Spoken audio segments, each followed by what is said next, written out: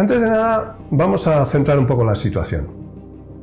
Anual era el nombre de un pequeño pueblo rifeño en donde se ubicaba el campamento principal de las tropas españolas en la campaña de Melilla en 1921.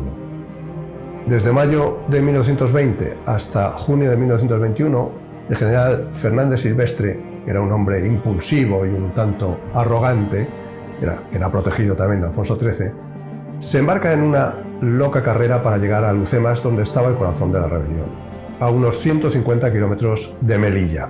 Partiendo de las líneas del río Quer, más o menos la zona controlada por España, se avanza hasta cruzar el río Amecrán, llenando en el avance el territorio de posiciones mal preparadas, poco fortificadas, sin agua la mayoría de las veces, sin comunicaciones adecuadas y con un ejército mal equipado y desmotivado. Silvestre quería llegar a Lucemas como fuera, y sin pensar en las consecuencias y sin hacer caso a muchos de sus oficiales que le aconsejaban lo contrario, alarga las cadenas logísticas y deja un despliegue en el que las arcas moras se movían con facilidad hostigando las posiciones españolas. Todo era cuestión de tiempo. El 1 de junio de 1921 se toma el monte Abarrán, la posición más avanzada en el despliegue y que será el detonante para que el enemigo, ese mismo día y sin dejar tiempo a los españoles para prepararse, y ayudado por tropas nativas renegadas de la policía indígena y regulares, se abalanza sobre los españoles produciendo una masacre entre los defensores. La tragedia había comenzado. A partir de ese día, se irían produciendo diferentes ataques a las posiciones españolas que hacían presagiar lo peor. Entre el 21 y 22 de julio se desencadenó el horror. Se suceden ataques simultáneos que propician una desbandada general y desordenada de todas las guarniciones. Es un sálvese quien pueda, en el que muchos dejarán heroicamente su vida intentando controlar la situación, pero realmente todo estaba perdido. Las tropas en retirada son salvajemente asesinadas y pasadas a cuchillo por el enemigo enardecido. Desde Anual, unos 130 kilómetros de huida hasta Melilla. El 29 de julio, las columnas en desbandada se refugian en Monte Arruiz, a unos 40 kilómetros de la salvación, pero esta no llegará. El día 9 de agosto, los refugiados se rinden y cuando salen de la posición son masacrados y asesinados sin compasión y sin posibilidad de defenderse, dejando sus cuerpos al sol hasta que meses más tarde se pueda reconquistar el territorio, encontrando un espectáculo dantesco. Los moros llegaban a las puertas de Melilla. Tras estos acontecimientos, la legión del Centa se traslada a la ciudad rápidamente y consiguen defenderla. Poco a poco se inician las operaciones de reconquista y en este contexto generalizado empiezan las operaciones en los dos sectores del protectorado, el oriental y el occidental. Y aquí empieza la historia de hoy.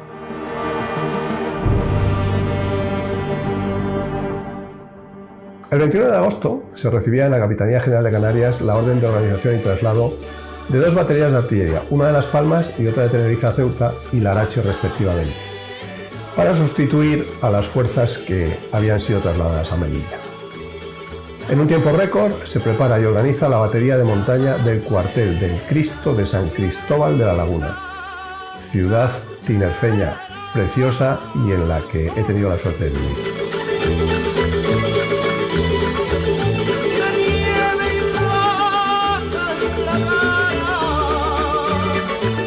Para entender un poco la situación os diré que el cuartel de la batería está pared con el santuario donde se venera la imagen del Cristo de la Laguna, una talla del siglo XVI con gran devoción tanto en la isla de Tenerife como en el resto del archipiélago canario.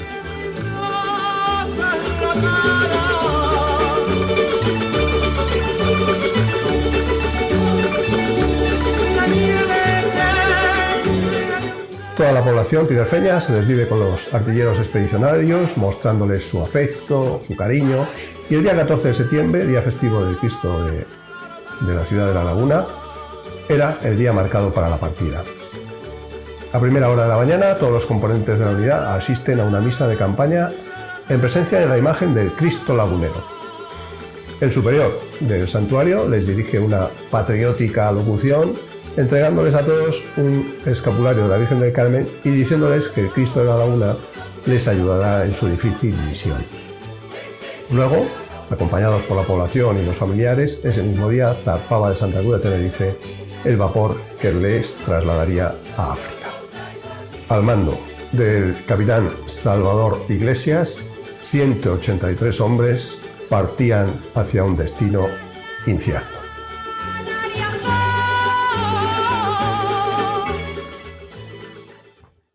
El relato de lo sucedido se ha podido reconstruir gracias a las cartas enviadas por el capitán Iglesias a su suegro y que éste más tarde publicó. Desde el mismo barco terminaba su primera carta diciendo: «No tengo tiempo ni tranquilidad para más. Te digo adiós. ¿Hasta cuándo? Solo él lo sabe». Marchas diarias arrastrando los mulos con sus piezas. Calor, frío, agua, barro, chaparrones, dormir al raso, combates continuos. Según los cálculos del propio capitán, realizaron 900 kilómetros en operaciones y 1500 si se le suman todos los que hicieron las primeras semanas a su llegada a África de instrucción. Estuvieron 13 meses de combates intensos.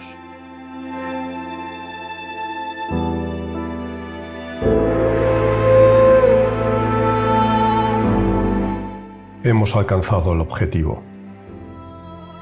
Días y días operando por sitios inaccesibles, donde al menor descuido habríamos caído en simas profundísimas.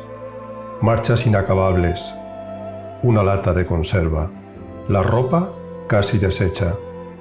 No nos compadezcas, que la guerra es la guerra. Lo malo es cuando sobre tales penalidades regresa uno con la cabeza o la pierna vendada, o yerto sin vida en la lona de una camilla.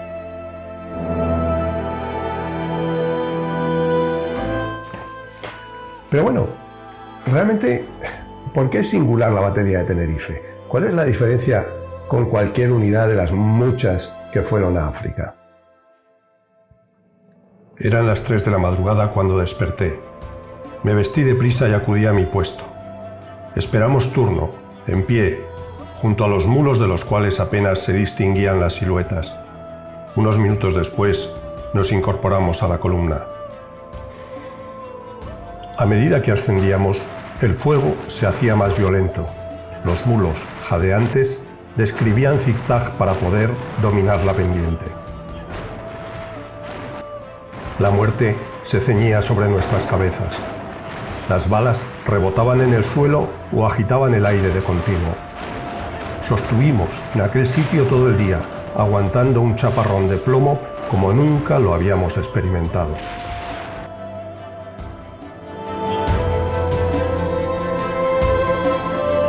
El relato del capitán continúa narrando el combate contra el enemigo durante una cruenta jornada. La batería, pese a estar bajo el fuego enemigo de forma permanente, no sufrió ninguna baja, mientras que a su alrededor se acumulaban los muertos y heridos. Al regreso nocturno de una de las misiones, mientras avanzaban por medio del bosque, casi a tientas, rompiendo malezas y casi a ciegas, resultó que el guía nativo que les dirigía se extravió y los llevó por una senda diferente de la que seguía el grueso de la columna. Bueno, pues al poco tiempo pudieron ver cómo dichas fuerzas caían en una emboscada y se producían muchísimos muertos y heridos. La batería llegó al completo al campamento. Bueno, estos son algunos de los hechos en los que se vio envuelta la unidad, pero hay muchísimos más. Todos sorprendentes y siempre con un denominador común, que tenían un escudo protector.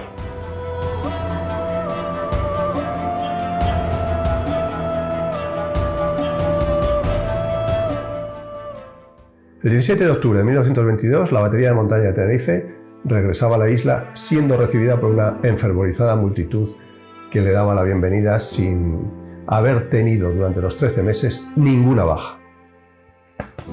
Bueno, ¿qué ocurrió? ¿Cómo fue posible? Los artilleros lo tenían claro.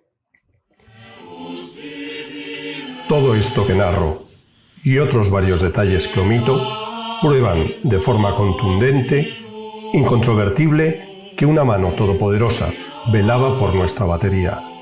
Y no fue otra que la del Santo Cristo de la Laguna, en la que todos, ya fuera de forma pública o en secreto, habíamos depositado toda nuestra confianza.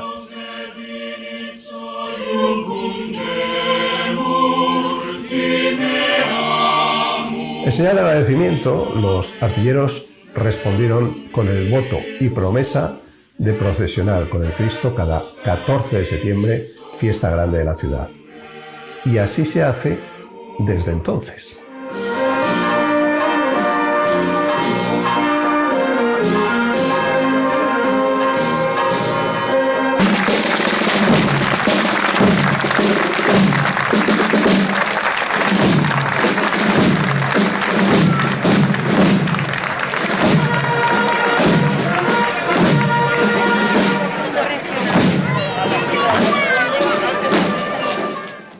La guerra de África fue una auténtica sangría para España.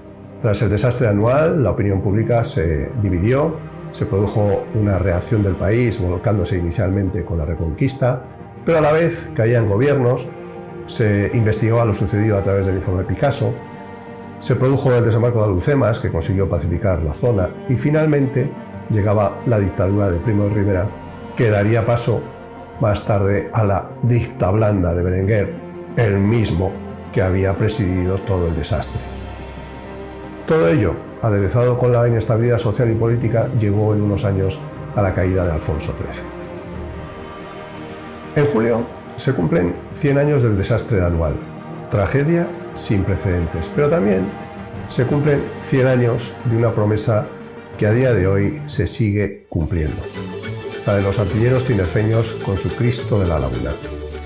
Tuve la suerte de estar destinado en Tenerife y os aseguro que se vive muy dentro. El próximo septiembre, la Asociación de Amigos del Museo Histórico Militar de Canarias prepara una exposición sobre todos estos hechos que seguro será muy interesante.